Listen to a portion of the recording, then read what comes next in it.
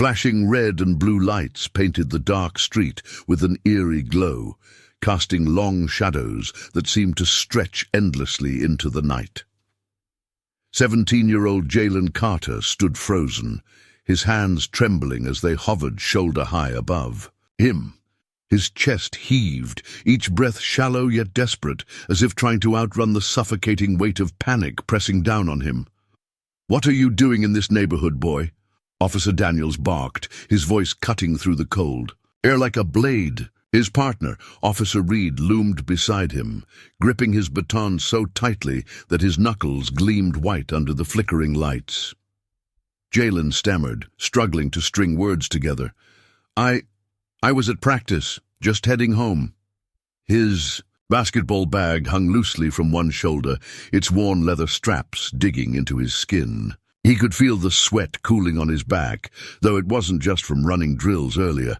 It was fear, raw and unrelenting. Daniels smirked, leaning closer until his face filled Jalen's vision.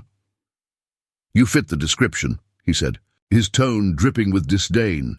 "Description? What description?" Jalen asked, his voice cracking despite his best effort to sound steady. His mind raced, searching for answers in the chaos. Had there been a robbery nearby, a break-in, or was this something else entirely? Officer Reed stepped forward, tapping the baton against his palm. "Don't get smart," he growled, his eyes narrowing. The threat hung heavy in the air, palpable enough to choke on. A murmur rippled through the small crowd gathering around them. Phones were raised, capturing every moment of the unfolding scene. Some whispered prayers, others muttered curses under their breath, but no one moved to intervene. Not yet. Then came the crack of metal against bone as Jalen was slammed against the hood of a parked car. Pain exploded across his ribs, stealing what little breath he had left. "I didn't do anything," he shouted, his voice breaking as cuffs clicked shut around his wrists. The world spun, blurred by tears and disbelief, just as the tension reached its peak. The screech of tires pierced the night. A sleek black sedan rolled to a stop mere feet away, its engine purring softly even after the driver killed the ignition. Both officers stiffened, their postures shifting subtly, almost imperceptibly, but not unnoticed by those watching. The door opened slowly, deliberately, revealing a tall figure silhouetted against the dim interior light. He stepped out, exuding authority with every movement. Dressed in a tailored suit that spoke of power and precision, the man radiated calmness, but beneath it lay a storm waiting to be unleashed. "Uncuff him. Now." His voice carried no room for argument, low and commanding, slicing through the charged atmosphere like a knife. It wasn't loud, but it demanded attention all the same. For a split second, time seemed to freeze. Daniels and Reed exchanged glances, their earlier bravado melting away like frost under the sun. Their faces paled, expressions morphing from arrogance to unease. They hesitated, then reluctantly complied, fumbling with the keys as they unlocked. The cuffs binding Jalen's wrists. Jalen stumbled back, rubbing his sore arms, confusion swirling in his wide eyes. Who was this man who commanded such respect and fear from two men who only moments ago held all the power? The stranger turned toward Jalen now, his piercing gaze locking onto the teenager's face. There was something familiar about him, though Jalen couldn't quite place it, something that made his heart race faster than before, though this time it wasn't purely out of fear. Before anyone could speak further, another siren wailed in the distance, growing louder with each passing second. The officers exchanged nervous looks again, clearly unsettled by whatever implications this new arrival might bring. Whatever was about to happen next, Jalen knew one thing for certain. His life would never be the same, and neither would theirs. Jalen stood there, his chest still heaving, the metallic tang of fear lingering on his tongue. He glanced at the man, in the tailored suit, searching for answers in those steady eyes. But before anything could be said, Monica Carter's voice cut through the tension like a knife. "Jalen!" she called out, rushing toward him from somewhere behind the growing crowd. Her scrubs were wrinkled, her face etched with exhaustion and worry, evidence of another grueling double shift at the hospital. She grabbed her son's shoulders, inspecting him for injuries, her hands trembling as they brushed against his arms. "Are you okay? What happened?" "I'm fine, Ma," Jalen muttered, though the tremor in his voice betrayed him. His gaze darted to the officers, who now seemed eager to distance themselves from the scene. They mumbled something about protocol, before retreating into their patrol car, leaving unanswered questions hanging heavily in the air. Tonight proved it. 2 officers, armed with suspicion and prejudice, had decided he fit whatever vague description they were looking for. And if Ezekiel hadn't shown up? Jalen shook his head, trying to push the thought away. "Why now?" he demanded, turning to his father. "If you knew all this was happening, why wait until tonight to come back?" Ezekiel's jaw tightened, and for the first time, Jalen saw cracks in the man's composed exterior. "Because I've been watching," Ezekiel admitted quietly, "waiting for the right moment. But tonight changed everything. Before Jalen could press further, a distant shout drew their attention. A group of neighbors approached, their faces a mix of anger and disbelief. One woman stepped forward, clutching her phone. "We recorded everything," she announced, holding up the device. "This isn't going to disappear this time." Monica placed a protective hand on Jalen's shoulder, her grip firm but comforting. "No, it won't," she agreed, her voice laced with determination. "Not this time." Ezekiel watched the exchange silently, his expression unreadable. Whatever his reasons for returning, Jalen realized, they weren't just about family reunions or overdue apologies. Something bigger was at play, something dangerous enough to bring a man out of hiding after 12 long years. As the crowd began dispersing, murmurs of support and outrage filling the night air, Jalen felt a strange mix of emotions swirling. Inside him, relief that he wasn't alone anymore, anger at the injustice he'd faced, and curiosity, burning, relentless curiosity about the man claiming to be his father. "What happens next?" Jalen asked finally, his voice barely above a whisper. Ezekiel met his gaze, resolved hardening in his eyes. "That depends on you," he said. "But one thing's for sure. We're not letting this go unanswered." The implication hung in the air, heavy and undeniable.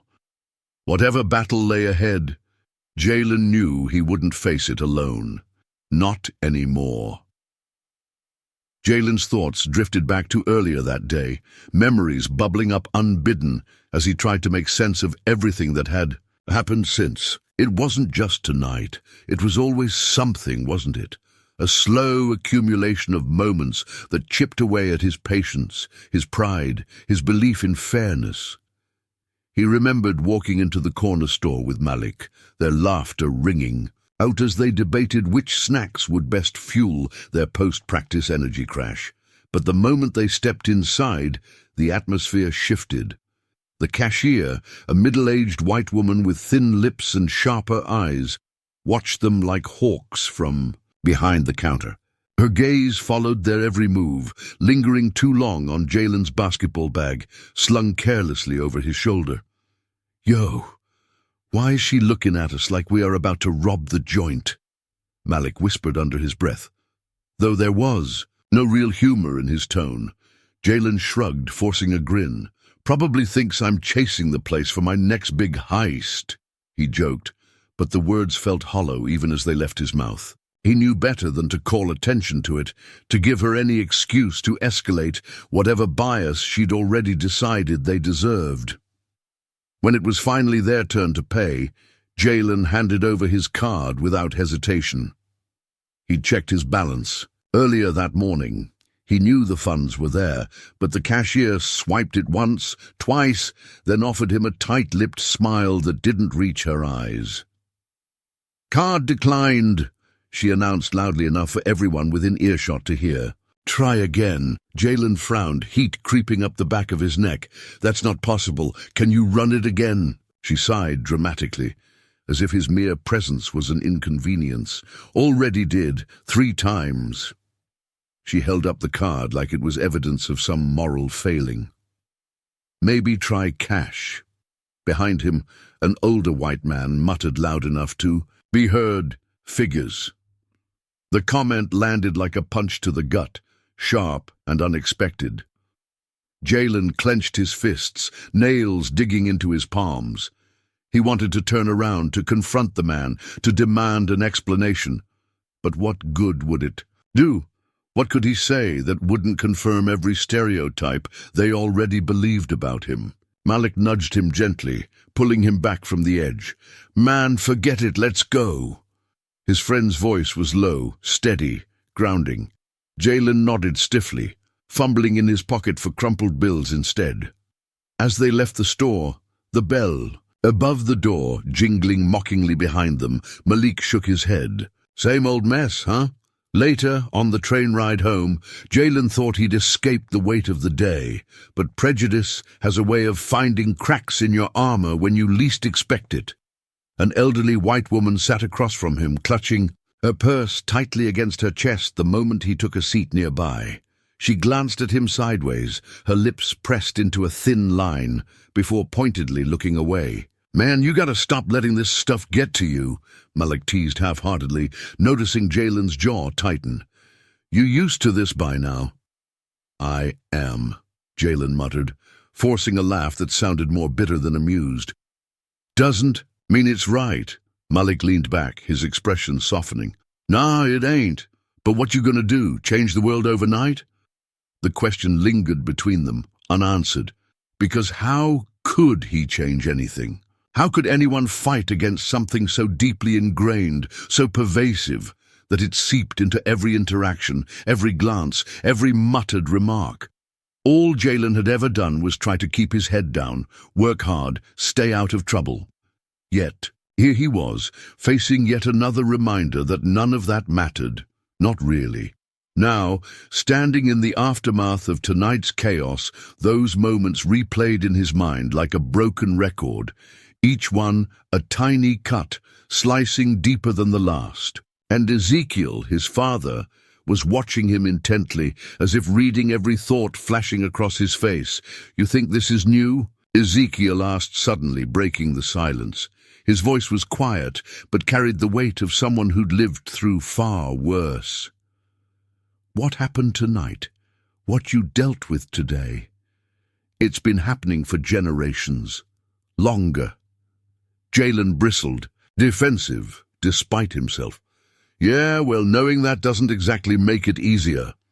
"No, it doesn't," Ezekiel admitted, "but understanding where it comes from might help you decide how to handle it." Monica stepped closer, placing a hand on Jalen's arm. "Your dad's got a point, baby. You can't fight blind." Jalen pulled away slightly, frustration bubbling to the surface. "So what am I supposed to do? Just sit back and take it? Smile while people treat me like I'm less than human?" Ezekiel shook his head, his gaze steady. "Not at all. But you need to know what you're fighting against and why. This isn't just about you, Jalen. It's bigger than that." The words hung in the air, heavy and undeniable. Bigger than him, bigger than tonight, bigger than the corner store or the train or the officers who'd slammed him against a car without cause. For the first time, Jalen allowed himself to consider the possibility that maybe, just maybe, he wasn't meant to carry this burden alone. "But how do I even start?" Jalen asked, his voice barely audible. "I don't even know what I'm supposed to do next." Ezekiel hesitated, then placed a hand on his son's shoulder. "That's why I'm here," he said simply. "To show you." Before Jalen could respond, Monica interjected, her tone firm but tinged with worry. "And what happens when showing him puts all of us in danger? You disappeared once, Ezekiel. Don't think I've forgotten what that cost us." The tension between them was palpable, thick enough to choke on. Jalen looked from one parent to the other, sensing the unresolved history simmering beneath the surface. Whatever secrets his father carried, whatever battles he'd fought before leaving, They weren't buried deep enough to stay hidden forever.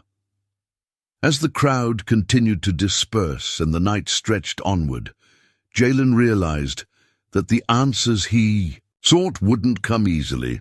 But one thing was certain: whether he liked it or not, his life had changed irrevocably tonight. And the choices he made moving forward would shape not only his future, but perhaps the futures of countless others as well. "What's the plan, then?" Jalen asked finally, his voice steady despite the storm raging inside him. Ezekiel exchanged a glance with Monica, then turned back to his son. "First, we regroup. Then—" His voice trailed off, leaving the rest unsaid. For now, the cold metal of the cuffs dug into Jalen's wrists as he was shoved face first onto the hood of the patrol car. His heart pounded like a war drum, each beat reverberating through his chest. The officers' voices crackled over their radios, painting him as something dangerous, something other than human. "We've got a suspect matching the description," Officer Daniels barked into the receiver, possibly armed, requesting backup. Jalen clenched his teeth, humiliation burning hotter than the asphalt beneath him. He wasn't armed. He hadn't resisted. Yet here he was, pinned down like a criminal in front of a growing crowd of onlookers. Some whispered prayers under their breath. Others shouted protests loud enough to drown out the sirens wailing in the distance. "He's a kid," Mrs. Ramirez yelled, her voice cutting through the chaos. She stood at the edge of the gathering, phone raised high, capturing every moment. Her hands trembled, not from fear but from fury. "Let him go. What are you doing?" Daniels ignored her, leaning closer to Jalen instead. "You resisting now?" he sneered, pressing harder against the back of Jalen's neck. "No," Jalen choked out, shaking his head. Tears welled up in his eyes, but they weren't tears of weakness. They were tears of rage. Rage at being treated like an enemy when all he'd done was walk home after practice. Rage at knowing that no matter how many times he proved himself, moments like this would keep happening. Mrs. Ramirez stepped forward again, her phone still rolling. "This is going online," she declared, her tone leaving no room for argument. "Everyone needs to see what happens here tonight." Before anyone could respond, a new voice pierced through the tension. "That's my son." Monica Carter's shout rang out clear and sharp, slicing through the noise like a blade. She pushed her way through the crowd, scrubs wrinkled, hair falling loose from its bun, exhaustion etched into every line of her face. But none of that mattered right now. Her focus was razor-sharp, zeroed in on the scene before her. Monica lunged toward Jalen, only to be intercepted by Officer Daniels. "Step back, ma'am," he ordered, raising a hand to block her path. His tone was firm, almost dismissive, as if daring her to challenge him. But Monica wasn't one to back down. Not tonight. Not ever. "That's my child," she repeated, her voice rising with each word. "Get your hands off him!" Her defiance sparked murmurs among the bystanders, their outrage growing louder. Someone called out, "Why are you treating him like this? He's 17. Another added, "He hasn't done anything wrong." Officer Reed shifted uncomfortably, glancing between his partner and the increasingly restless crowd. For a brief second, doubt flickered across his face, but it vanished just as quickly when Daniels shot him a glare. Then the sound of screeching tires shattered the stalemate. A sleek black sedan pulled up alongside the patrol car, its engine purring softly even after coming to a stop. The officers froze mid-motion, their postures stiffening as if an invisible force had seized them. The door opened slowly, deliberately. Out stepped a man whose presence commanded attention without effort. Tall, broad-shouldered, dressed in a tailored suit that screamed authority, he moved with purpose. His gaze swept over the scene, taking in every detail: the handcuffed teenager, the frantic mother, the nervous officers, and settled finally on Jalen. It took only a heartbeat for recognition to dawn on Monica's face. Her jaw dropped, and she staggered backward slightly, disbelief warring with anger. "Ezekiel," she breathed, her voice barely audible over the chaos. Jalen's head snapped up, his tear-streaked face twisting in confusion. Ezekiel Carter. The name echoed in his mind, dredging up old memories buried deep within. Stories told late at night, photographs tucked away in dusty albums, a father who had vanished without explanation when Jalen was 5 years old. Now here he was, stepping back into his life like a storm breaking the horizon. Ezekiel didn't hesitate. He strode directly toward the officers, his steps measured yet unyielding. "Uncuff him. Now!" he demanded, his voice low but carrying enough weight to silence everyone around him. Daniels and Reed exchanged uneasy glances, their earlier bravado crumbling under Ezekiel's steely gaze. They hesitated, then reluctantly complied, fumbling with the keys as they unlocked the cuffs binding Jalen's wrists. Jalen stumbled back, rubbing his sore arms, his mind racing faster than his pounding heart. Why did these men react to Ezekiel like they'd seen a ghost? Who was this man, who claimed to be his father, that he could command such fear and respect? As Monica rushed to embrace her son, relief washing over her features, Ezekiel turned his attention to the officers. "I'll be having words about this," he said, his tone calm but laced with menace. "Count on it." Daniels swallowed hard, his Adam's apple bobbing visibly. "Sir, we were just following protocol." "Protocol?" Ezekiel cut him off, his voice dropping dangerously low. "Is that what you call harassing a child, accusing him of crimes he didn't commit?" The officers exchanged another glance, clearly unsettled. Whatever power they'd wielded moments ago had evaporated completely.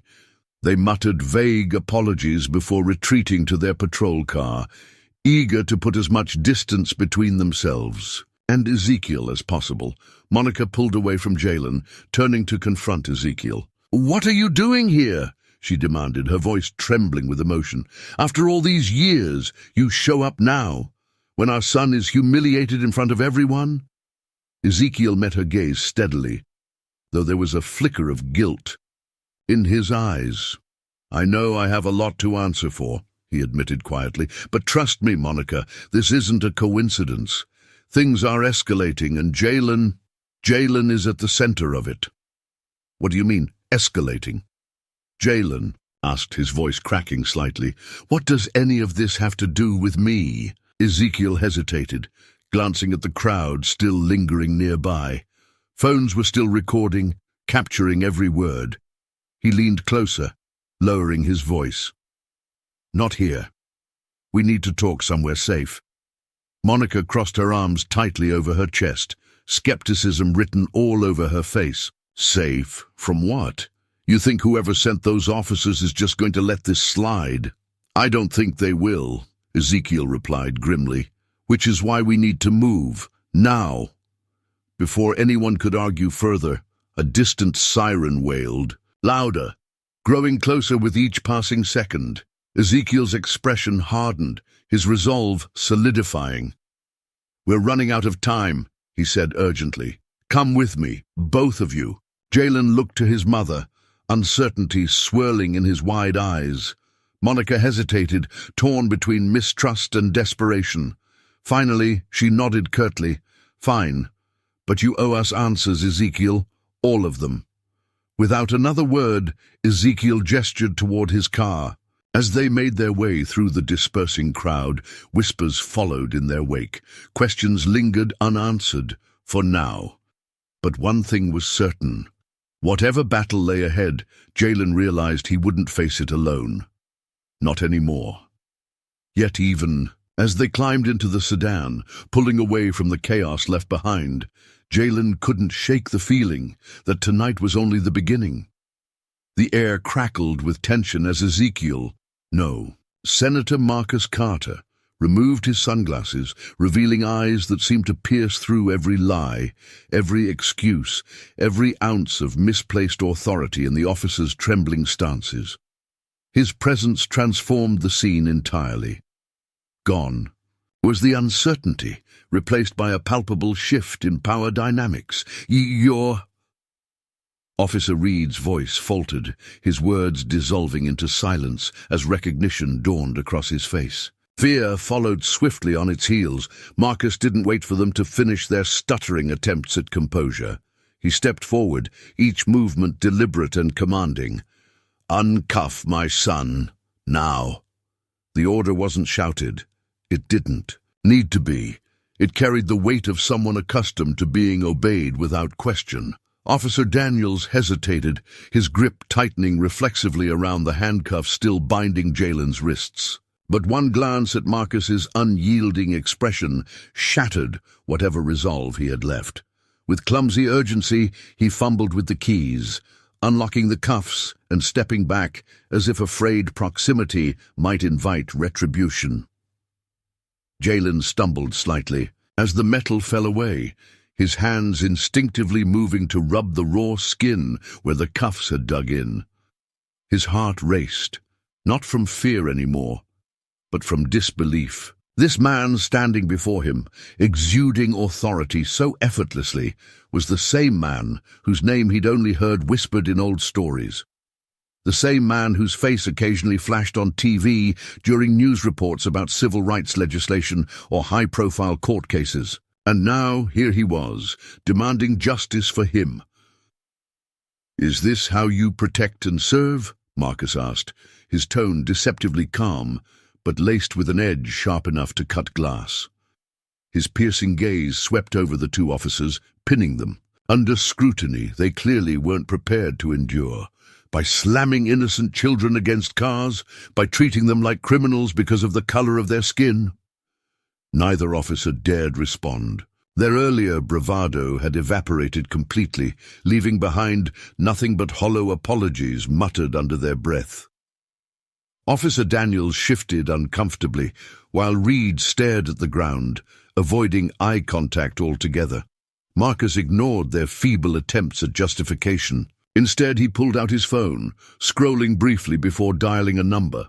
As it rang, he turned his attention back to the officers, his expression unreadable but undeniably intimidating. When the call connected, his voice hardened further. "Chief Harris," he began, not bothering with pleasantries. "We have a situation involving two of your men, Officers Daniels and Reed. They just detained and humiliated a 17-year-old boy in front of witnesses. Without cause, without evidence. I expect immediate answers, Chief, and accountability." The officers' faces went sheet white, their earlier nervousness morphing into outright panic. Whatever fragile sense of control they'd clung to moments. Ego crumbled entirely. Officer Reed opened his mouth as if to protest, but no sound came out. Daniels reached instinctively for his radio, perhaps hoping to call for backup or escape, but stopped himself when Marcus raised a hand, signaling silence. "I'll be following up personally," Marcus continued, his tone leaving no room for argument. "And rest assured, this won't end quietly." He ended the call and slipped the phone back into his pocket, his movements smooth and unhurried. The crowd that had gathered earlier remained eerily quiet, phones still recording, capturing every moment of the unfolding drama. Mrs. Ramirez stood, near the front, her arms crossed tightly over her chest, satisfaction flickering across her features. She nodded approvingly at Marcus before turning her camera toward the officers again, ensuring they understood there would be no hiding from what had transpired tonight. Jalen watched it all unfold, struggling to process the whirlwind of emotions coursing through him. Relief warred with anger, pride clashed with confusion. This man, this powerful, influential man, was his father, yet he barely knew him. How could someone so distant suddenly step into his life and command such respect, such authority? And why had he chosen now to return? Monica stood nearby, her arms wrapped protectively around herself. Her expression mirrored Jalen's inner turmoil, a mixture of gratitude, suspicion, and simmering resentment. She glanced between her son and Marcus, her jaw tightening, as if debating whether to speak up or remain silent. Finally, she broke the silence. "You think making a few calls fixes everything?" she demanded, her voice low but laced with venom. "You disappeared for 12 years, Marcus. 12 years of raising him alone. 12 years of explaining why his father wasn't around. You can't just waltz back in here and act like some savior." Marcus turned to her, his posture softening slightly, though his gaze remained steady. "I never claimed to fix anything, Monica," he replied evenly, "but I'm here now and I'm not letting this go unanswered." "That's easy for you to say," she shot back, her voice rising despite her efforts to stay composed. "You walk away when things get tough, then swoop in when it suits you. What happens after tonight? After the cameras stop rolling and the hashtags fade, where will you be then?" Her words hung heavy in the air, cutting deeper than any accusation directed at the officers. Jalen felt the weight of them settle over him, adding another layer of complexity to the already overwhelming night. For the first time, he realized that his parents' fractured relationship wasn't just about abandonment. It was about trust, or rather, the lack of it. Before Marcus could respond, a new set of sirens approached, louder and more urgent than before. Flashing lights illuminated the street once again, drawing everyone's attention. A second patrol car screeched to a halt. Near the scene, followed closely by an unmarked vehicle bearing the insignia of the police chief's office. Out stepped Chief Harris himself, flanked by several uniformed officers. His expression was grim, his usual authoritative demeanor tempered by visible unease. Clearly, he hadn't expected to deal with Senator Marcus Carter personally tonight. "Senator," Harris greeted cautiously, nodding respectfully. "I received your call. Can you explain what's going on here?" Marcus gestured toward Jalen, who stood frozen amidst the chaos. "Ask your men," he said simply, his tone dripping with disdain. "They seem eager to share their version of events." Harris glanced at Daniels and Reed, both of whom looked like cornered animals desperate for an exit. Neither spoke initially, prompting Harris to raise his voice. "Well, someone better start talking." As the officers stammered through disjointed explanations, Jalen felt his mother's hand slip into his. Her touch grounded him, reminding him that despite everything, he wasn't truly alone. Not yet, but even as the situation unfolded, Jalen couldn't shake the feeling that this confrontation was only the beginning. Whatever role his father intended to play in his life, whatever battles lay ahead, one thing was certain: the fight for justice wouldn't end tonight. Not for him. Not for anyone. And as Marcus locked eyes with his son, Jalen saw something flicker in his gaze, something akin to regret, determination, and maybe even hope. By morning, the video was everywhere. Mrs. Ramirez's footage had gone viral overnight, ricocheting across social media platforms faster than anyone could have anticipated. Hashtags like Justice for Jalen and End Racial Profiling trends globally, sparking outrage and solidarity in equal measure. News outlets dissected every frame of the clip. The flashing lights, the handcuffs biting into Jalen's wrists, the fear etched on his face, and Marcus Carter stepping out of that black sedan like a storm rolling in to dismantle the status quo. The police department scrambled to contain the fallout, issuing vague statements about ongoing investigations and procedural reviews. But no amount of bureaucratic jargon could silence the growing chorus of voices demanding accountability. Protesters flooded the streets outside the precinct, holding signs that read "Black Lives Matter" and "No Justice, No Peace." Some enchanted Jalen's name. Others simply stood in solemn vigil, their presence speaking louder than words ever could. Jalen watched it all unfold from the safety of his living room, the weight of it pressing down on him like a second skin. His phone buzzed incessantly with notifications, messages of support, interview requests, even death threats cloaked in anonymity. He ignored most of them, focusing instead on the news coverage playing on loop on the TV. Monica sat beside him, her hand resting lightly on his knee, as if to remind him he wasn't alone in this maelstrom. "It's surreal," Jalen murmured, finally, breaking the silence. "1 minute I'm just trying to get home after practice, and now everyone's watching me." Monica squeezed his knee gently. "You've always been more than just anything, baby. You know that." But Jalen shook his head, his gaze fixed on the screen where pundits debated whether Daniels and Reed deserved suspension or outright dismissal. "That's not what I mean, Ma. It's like none of this would have happened if Dad hadn't shown up, if he wasn't who he is." His voice carried an edge of bitterness that made Monica flinch slightly. She opened her mouth to respond, but before she could speak, Marcus walked into the room. He looked exhausted. Dark circles under his eyes, his suit slightly rumpled, but there was still an undeniable strength in his posture, in the way he carried himself despite the chaos swirling around him. "Jalen," Marcus began, his tone cautious yet sincere, "I need to talk to you both." Monica stiffened immediately, her protective instincts kicking into high gear. "Talk? About what? How convenient it is for you to show up now, when cameras are rolling and headlines are being written?" Marcus sighed, running a hand over his face. For the first time since they'd reunited, he looked less like a senator and more like a man carrying burdens too heavy to bear. "Monica, I deserve your anger, every bit of it. But right now, we need to focus on what matters most. Our son."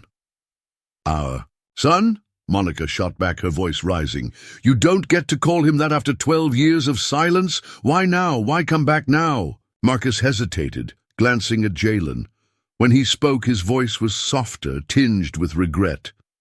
"Because I saw my son needed me. Because I couldn't stand by and watch another black child be dehumanized without doing something about it." The room fell silent, the tension thick enough to choke on.